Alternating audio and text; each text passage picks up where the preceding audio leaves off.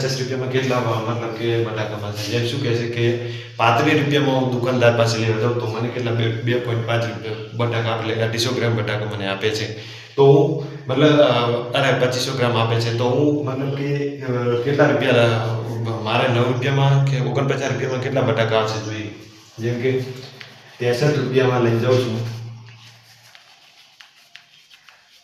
₹63 લઈને જાઉં છું અને મને કેટલા આપે છે? 2.5 કેજી બટાકા આપે છે.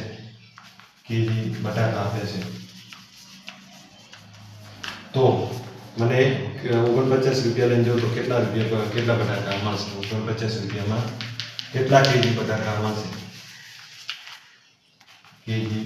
મળશે?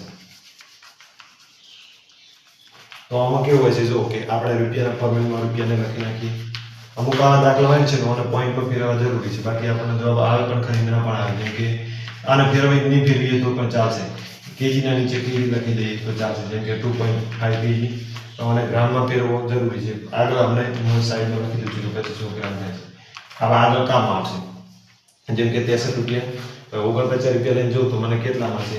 ₹63 લઈને ગયો તો મને 2.5 કેજી મતલબ કે બટાકા આપ્યા હતા. તો ₹49 લઈને જાઉં તો મને કેટલા રૂપિયા મળે એ આપણે જોવાનું છે. તો જો 49 ક્રોસ મલ્ટીપ્લાય કરું તો 49 ગુણ્યા 2.5 કેજી અથવા તો 2500 ગ્રામ લખીએ તો પણ ચાલે. 2500 લખીએ તો પણ ચાલે. હવે અહીં 63 ના 63 આવશે.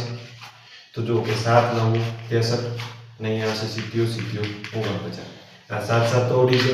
હવે 25 ગુણ્યા 7 કરું. 25 ગુણ્યા 7 કરું તો કેટલા આવશે મારે? 175 શું આવશે?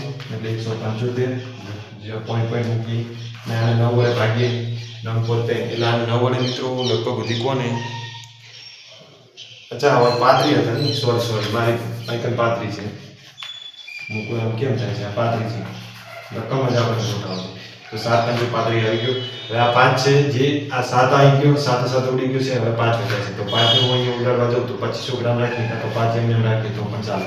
તો 7 5 35 થાય છે. તો 3.5 ગ્રામ કેજી મને આપે અથવા કેજીને થવું હોય થાય છે. તો 3.5 ગ્રામ કેજી મને આપે અથવા કેજીને થવું હોય તો કે 3500 ગ્રામ મને બટાકા આપે. કેટલા રૂપિયામાં? જો ₹35 લઈને જાઉં છું તો 2.5 કેજી બટાકા મને આપે છે. તો ₹49 લઈને જાઉં તો કેટલા કેજી બટાકા મને મળશે?